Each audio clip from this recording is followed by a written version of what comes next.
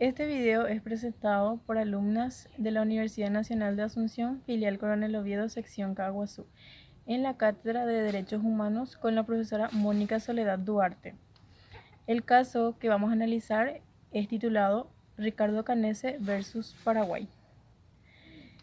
Para entender este caso tenemos que remontarnos al año 1992, en el debate político que se realizó entre candidatos presidenciales para las elecciones de 1993 que iban a llevarse a cabo en dicho año.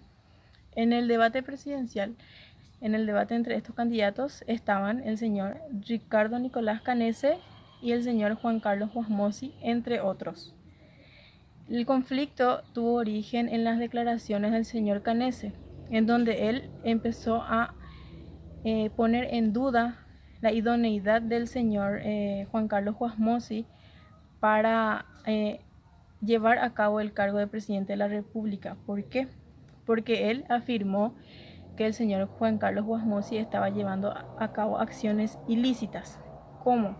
Él en ese entonces era presidente del consorcio Connempa.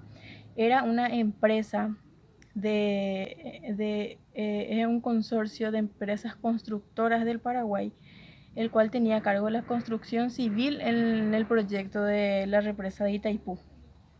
Entonces, lo que afirmó el señor Nicolás Canese ante los diarios ABC y el diario Noticias es que, entre otras cosas, el señor Wasmosy actuaba de prestanombre de la familia Stroessner y que de alguna u otra manera el consorcio le pasaba dividendos al ex dictador. Y otra cosa que también afirmó ante el diario era que él estaba en la presidencia del consorcio gracias a la ayuda del señor Stroessner. Debido a esto, los socios de la empresa Connempa presentaron una querella.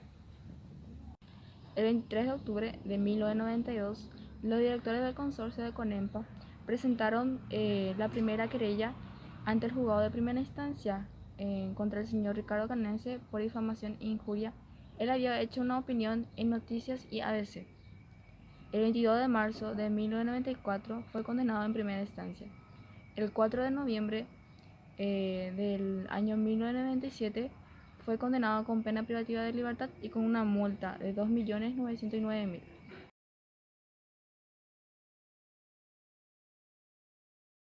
Puesto que el señor Nicolás Canese ya había sido sentenciado en primera y segunda instancia por el ordenamiento interno paraguayo, él decide en 1998 acudir ante la Comisión Interamericana de Derechos Humanos para que la Corte decidiera si es que el Estado paraguayo había violado o no los artículos 8, 9, 13 y 22 de la Convención Interamericana de Derechos Humanos.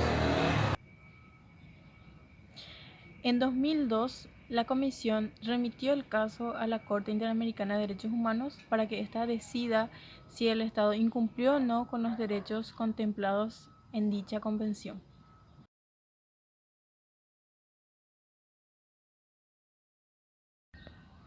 El artículo 8 en su inciso primero habla sobre el plazo razonable.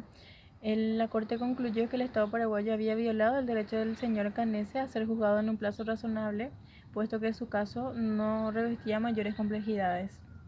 Y en cuanto al artículo 8 en su inciso segundo, nos habla de la presunción de inocencia, analizando los hechos en el desarrollo del proceso que había sido llevado en contra del señor Canese.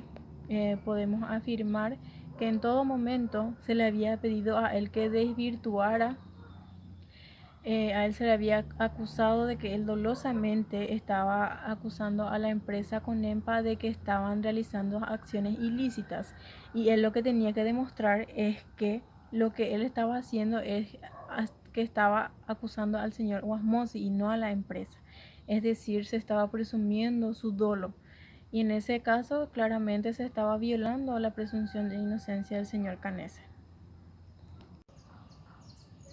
En cuanto al artículo 9 de la Convención, este nos habla sobre el principio de legalidad y retroactividad, teniendo en cuenta que el nuevo Código Penal paraguayo, que salió en el año 1997, atenuaba la sanción por el delito de difamación El señor Canese había pedido que se le beneficiara con la nueva pena, sin embargo, este derecho se le fue negado y claramente se había violado el derecho que él tenía a ser beneficiado con la pena más beneficiosa. El Estado viola el artículo 13, la libertad de pensamiento y expresión. La Corte considera importante, ya que en el marco de una campaña electoral, la libertad de pensamiento y expresión es fundamental. Es una herramienta esencial para la opinión pública. El Estado viola el artículo 22 del derecho de circulación y residencia, porque entre las penas y multas impuestas a Ricardo Canese, una de ellas era la prohibición de salir del país. Esta duró más de 8 años. La Corte dice que no correspondía porque era innecesario en una sociedad democrática. La Corte dispone que el Estado debe pagar $35.000 por indemnización de daños inmateriales al señor Canese.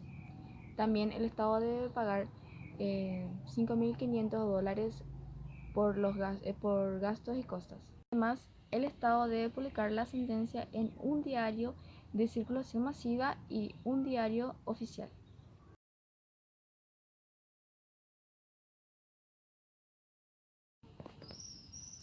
La importancia del caso Ricardo Canese versus Paraguay es que el país en ese entonces se encontraba en un proceso de democratización. El país acababa de salir de la dictadura estronista y estaba preparado a elegir a sus representantes. Las declaraciones de Canese ayudaban a los electores a formar una opinión acerca de uno de los candidatos a presidente. Además, este caso fue uno de los primeros en presentarse ante la Corte Interamericana de Derechos Humanos y prácticamente el único en el cual se cumplió cabalmente las sanciones impuestas al Estado paraguayo. Muchas gracias.